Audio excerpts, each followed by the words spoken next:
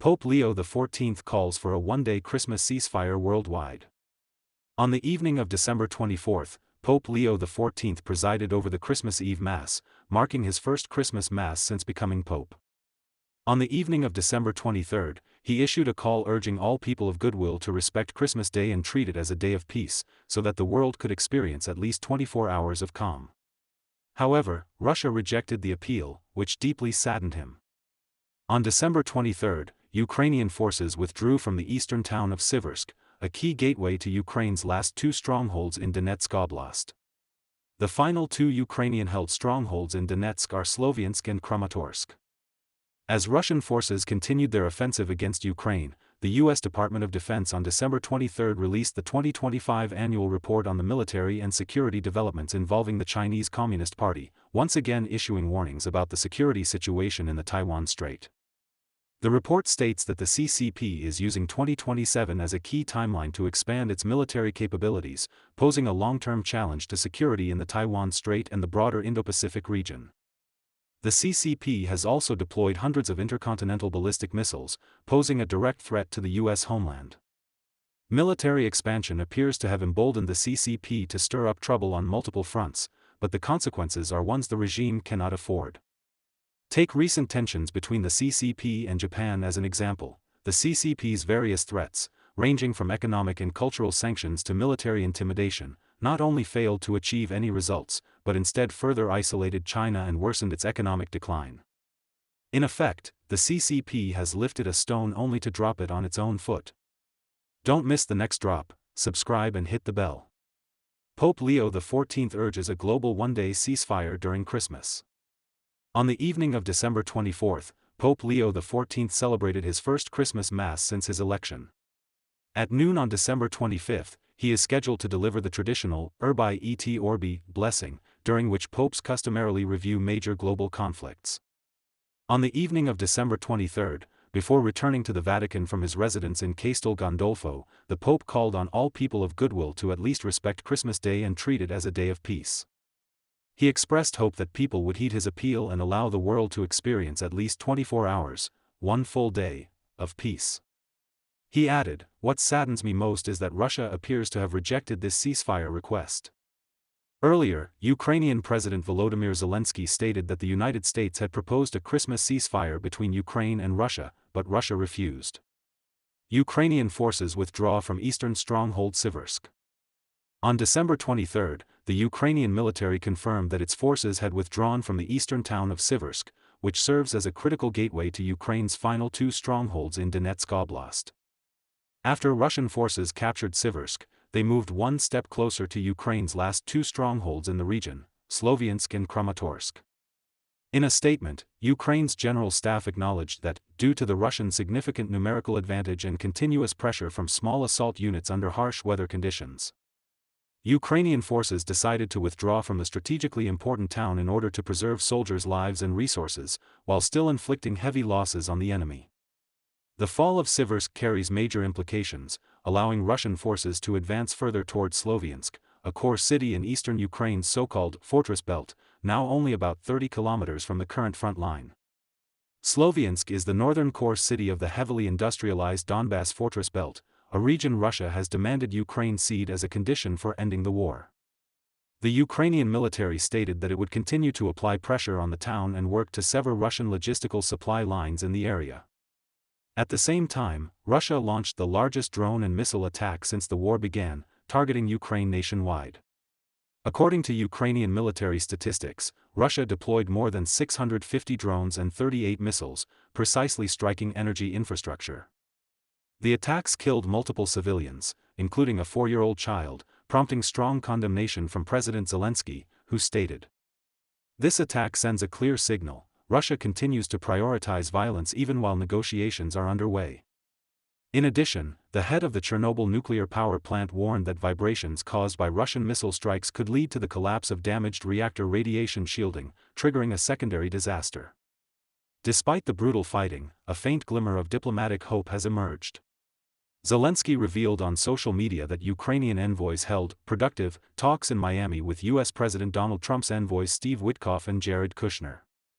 On December 23, Zelensky said that both sides had drafted 4 key documents, including a 20-point plan, covering security guarantees, post-war reconstruction, and the basic framework for ending the war. He described the U.S. proposals as quite solid. While differences remain over certain concessions, he said the progress is substantively meaningful. Russia, however, responded coolly. Russian media outlet Izvestia, citing Kremlin spokesman Dmitry Peskov, said the Miami talks should not be viewed as a breakthrough. Pentagon report: CCP accelerates Taiwan invasion capabilities before 2027. Russia's refusal of a Christmas ceasefire is deeply regrettable. Even more concerning is that the CCP's preparations for a military invasion of Taiwan are accelerating. On December 23, the U.S. Department of Defense released the 2025 annual report on military and security developments involving the People's Republic of China, again warning about the security situation in the Taiwan Strait. The report states that Beijing is aiming to be capable of achieving military advantage in a Taiwan conflict by 2027, continuously advancing military modernization and posing long-term challenges to security in the Taiwan Strait and the Indo-Pacific region. The Pentagon assesses that Beijing has designated 2027 as a critical milestone, requiring its forces to be capable of achieving strategically decisive outcomes in a Taiwan operation, while simultaneously exerting effective strategic deterrence against the United States and coercive control over neighboring countries. The PLA continues to research and rehearse multiple invasion scenarios, including large-scale amphibious landings, paralyzing strikes using long-range firepower, naval and air blockades of Taiwan's major ports and sea lanes, and anti-access/area denial operations against U.S. bases in the Western Pacific during a conflict. For the United States, the Indo-Pacific region represents core national interests, and U.S. leadership in the region is legitimate. Washington's strategic goal is to prevent any Indo-Pacific power from gaining the ability to coerce the U.S. or its allies. In other words, the U.S. military must be strong enough to ensure that potential aggressors never even consider attacking, thereby making peace the preferred and sustainable option. The report emphasizes that the United States will continue to center its China military strategy on strengthening deterrence and preventing conflict, while working with allies and partners to maintain a free and open Indo-Pacific order. It bluntly states that the CCP's military modernization has entered a phase of qualitative transformation, affecting not only the Taiwan Strait but also reshaping regional and global security dynamics, requiring long-term and systematic strategic responses from the United States. CCP nuclear expansion poses direct threat to the U.S. homeland. Particularly alarming is the continued expansion of the CCP's nuclear forces. The report reveals major developments. The CCP has accelerated deployment of over 100 new intercontinental ballistic missiles in missile silos. As of 2024, China's nuclear warhead stockpile is estimated at around 600 warheads. Although production has slowed slightly compared to previous years, the overall expansion trend remains unchanged. By 2030, China is expected to possess over 1,000 nuclear warheads. This means that the CCP's advances in nuclear weapons, long-range conventional strike capabilities, cyber warfare, and space operations are increasingly posing direct security risks to the U.S. mainland. The Pentagon also pointed to the exposure of the Volt Typhoon operation in 2024, which demonstrated that CCP cyber forces are capable of infiltrating critical U.S. infrastructure and disrupting U.S. military operations and civilian society during crises or conflicts. U.S. think tanks urge Washington prioritize arms sales and joint training with Taiwan. Recently, the Conservative Heritage Foundation released a report stating that a broad consensus has formed across Washington's defense policy community, the Pentagon, and elected officials. The CCP is the greatest external threat to the United States. The report argues that Taiwan has a responsibility to build credible deterrent forces capable of delaying a CCP invasion until reinforcements arrive, and must prepare for a prolonged island defense war. Such defense should focus on turning Taiwan into a porcupine, so that any attempt to swallow it would inflict severe pain. Key capabilities include long-range precision strike systems, maritime denial, integrated air and missile defense, and anti-armor warfare. The report calls for Taiwan to participate in more bilateral naval exercises with the United States and, where appropriate, multilateral exercises with regional partners. It states plainly that Taiwan faces daily coercion from the CCP and an existential threat of invasion in the foreseeable future. preventing Beijing from altering the status quo through military force aligns with U.S. national interests. Therefore, the U.S. should prioritize Taiwan in arms sales, placing it at the front of the line among allies and partners. Expanding and upgrading the weapons systems available to Taiwan, including systems previously unavailable, would have a significant impact on its defense. On the same day the report was released, the U.S. government announced another round of arms sales to Taiwan, including tactical mission networks, AH-1W helicopter spare parts, M109A7 self-propelled howitzers, HIMARS long-range precision strike systems, TOW missiles, Javelin missiles, Harpoon missile sustainment, Altius 600M and Altius 700M drone systems, among 8 separate cases, totaling $11.10054 billion US. Wang Youquan, CCP's renewed anti-Japan campaign brings 6 consequences. Epoch Times columnist Wang Youquan wrote on December 14 that at the end of 2025, the CCP, citing dissatisfaction with Japanese Prime Minister Sanai Takaichi's remarks about how Japan would respond to a worst-case scenario in the Taiwan Strait, reignited an anti-Japan campaign, applying extreme pressure across economic, political, cultural, military, and diplomatic domains. From November 7 to the present, the CCP's anti-Japan campaign has lasted 1 month and 26 days. According to Wang, at least 6 consequences have emerged. First, awakened Chinese citizens did not fall for it.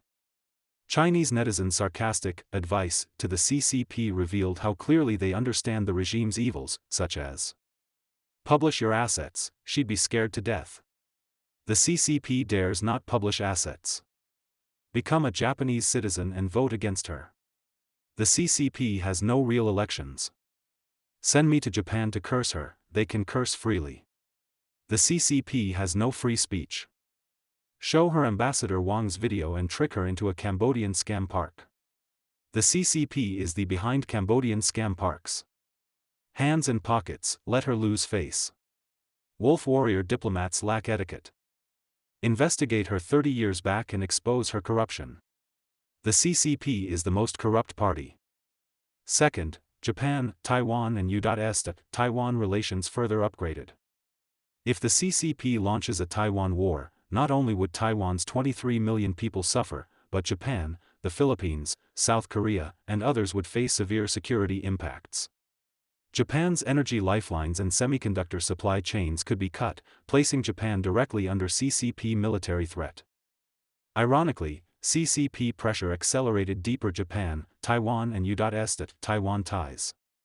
From late December 2025 to early 2026, around 30 Japanese lawmakers are scheduled to visit Taiwan, including Koichi Hagiura, Keisuke Suzuki, Hirofumi Takanami, and former Foreign Minister Taro Kono. At the same time, the U.S. took 4 major actions on Taiwan. December 2, President Trump signed the Taiwan Assurance Implementation Act. December 4, the U.S. National Security Strategy 2025 mentioned Taiwan 8 times. December 17, details of an $11 billion arms sale were released. December 18, Trump signed the FI 2026 NDAA, increasing Taiwan security funding from $300 million to $1 billion. Third, CCP becomes more internationally isolated. After the anti-Japan spectacle, CCP Foreign Minister Wang vented grievances everywhere. CCP diplomats repeatedly attacked Japan, only to backfire.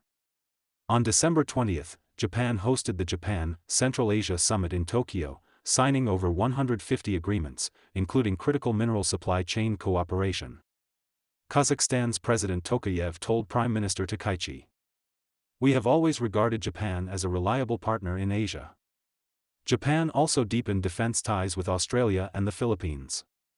Fourth, Japan further boosts its defense capabilities. Japan approved record defense budgets, reaching 2% of GDP 2 years ahead of schedule, and is openly debating nuclear policy flexibility. Fifth, China's economic losses may worsen. By January 2026, over 2,195 China-Japan flights were cancelled, affecting more than 440,000 travelers, dealing a blow to tourism and foreign currency inflows. Sixth, breaking pots is easy, fixing them is hard. Since 1979, CCP leaders before she valued Japan ties.